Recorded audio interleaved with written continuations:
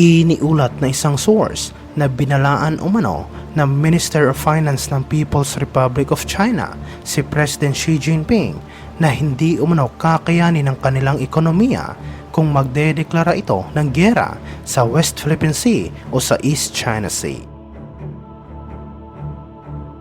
Binalaan ni Chinese Finance Minister Liu Kun si President Xi at sinabi na malaki ang posibilidad na babagsak ang ekonomiya ng China kapag nakipaggera ito sa Pilipinas dahil sigurado umanong papatawan ng Estados Unidos ang kanilang bansa ng matitinding economic sanction. Sinabi rin niya na hindi magiging sapat ang kanilang resources tulad ng enerhiya at pagkain at malaki umano ang posibilidad na magkakagulo sa loob ng kanilang bansa kapag nabigo ang Chinese government na punan ang pangangailangan ng kanilang mga mamamayan dahil sa giyera. Pinayuhan niya ang Chinese President at sinabi na dapat maging makatotohanan ito sa kanyang mga polisiya at idinagdag na wala umanong magandang maidudulot ang giyera para sa kanilang ekonomiya. Ito ay matapos iniulat ng Armed Forces of the Philippines at US military ay magsasagawa umano ng bilateral military exercises sa Naval Forces Southern Luzon Area of Operations. Sinabi ng hepe ng Public Affairs Office ng AFP na si Lieutenant Colonel Enrico Ilito ng exercise sama-sama ay naglalayon na higit pang palakasin ang international defense cooperation sa pagitan ng US at Pilipinas at itanim sa militar ng dalawang bansa ang doktrina ng rules-based na international order. Sinabi niya na 733 Navy troops mula sa Pilipinas at 632 naman mula sa Estados Unidos ang lalahok sa nasabing pagsasanay. Ang iba pang mga foreign participants na sasali dito ay ang Canada, Japan, United Kingdom, France, Australia, New Zealand at Indonesia. Ang mga warship na gagamitin sa nasabing pagsasanay ay ang BRP Antonio Luna, isang Jose Rizal class na guided missile frigate, USS Dewey at Wally Sierra, HMS Bay ng United Kingdom, Royal Canadian HMCS Vancouver at Japan Maritime Self-Defense Force na GS Akibono.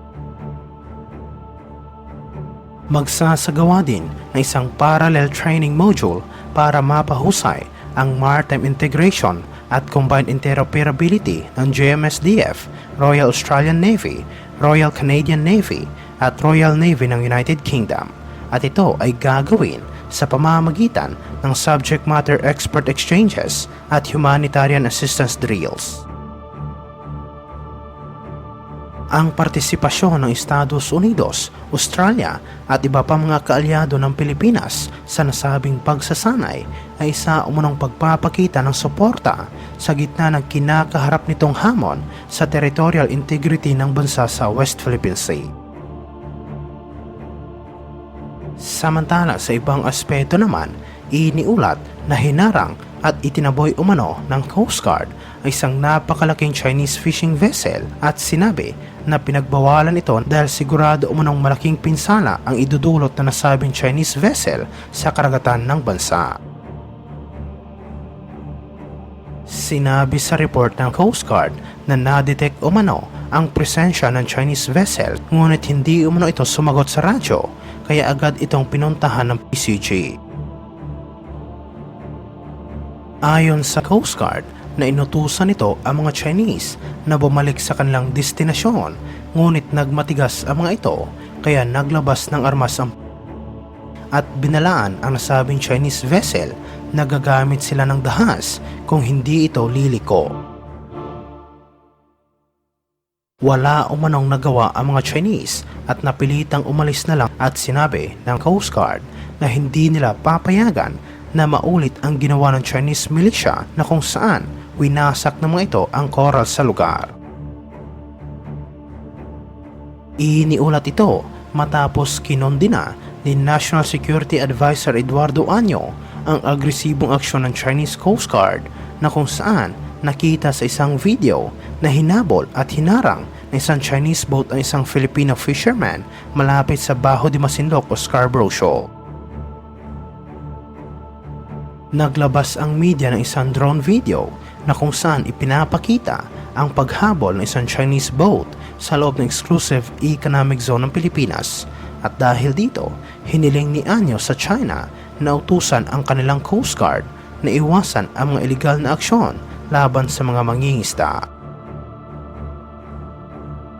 Sinabi ni Anyo na hinihikayat nila ang Chinese government na magbigay ng instruction sa kanilang Coast Guard para maiwasan ang mga ganitong insidente. Handa rin umano silang magbigay ng medical evacuation assistance kung kinakailangan at protektahan ang mga Pinoy na mangingisda.